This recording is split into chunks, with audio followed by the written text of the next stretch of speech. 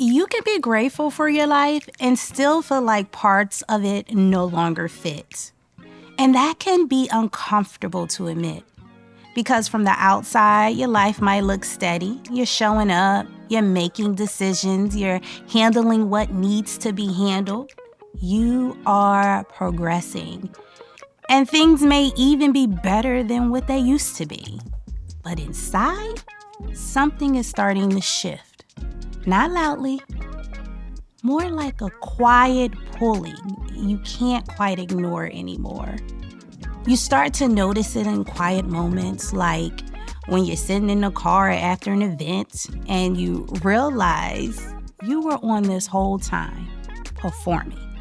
You're making plans, but part of you is starting to wonder, do I even want the life that these plans are building? You're listening to someone describe you and you realize it's not wrong, but it's not entirely who you are anymore.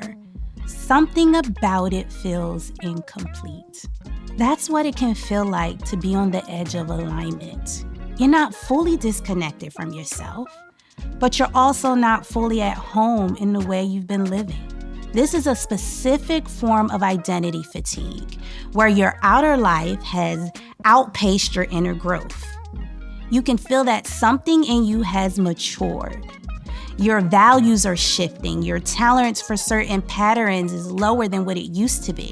What once motivated you doesn't move you the same way anymore. And that can feel unsettling, especially if you're used to being clear, capable, and in control. So for high-achieving women, admitting that the current fit is off can feel risky because it means that the version of you who survived being agreeable and impressive may not be the version meant to lead anymore. I know this because psychologists have studied what happens when there's a gap between who you are, who you think you should be, and who you're becoming. It creates emotional strain. It's called self-discrepancy theory. And that explains the gap. Identity fatigue is what it feels like to live in that gap for too long. Now, for the woman on the edge of alignment, that strain doesn't always feel like panic. Sometimes it feels like restlessness, a low-grade sadness, a quiet sense that your outer life is still moving, but that inner life is asking for a pause. You may even notice that your yes has become automatic, even as your body starts keeping the score through physical tension, sleep issues, or emotional depletion. You might find yourself thinking, I should be more grateful. And maybe you are. But gratitude and misalignment can exist in the same room.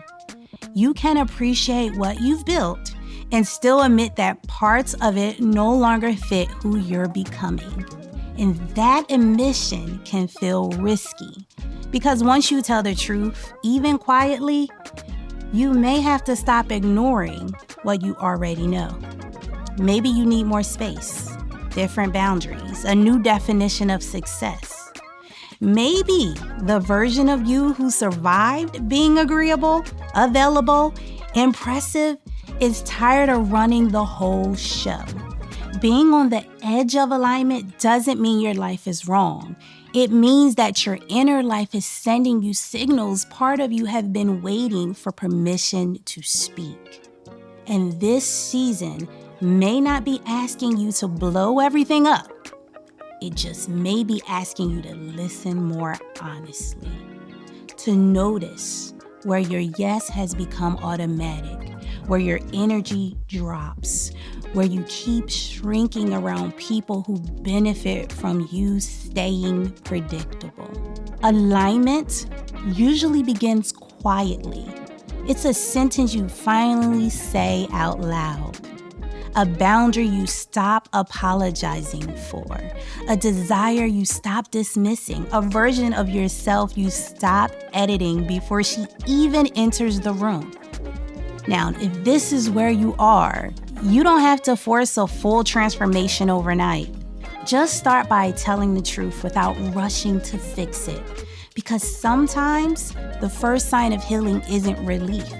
Sometimes it's just the discomfort of realizing you can't keep abandoning yourself and call it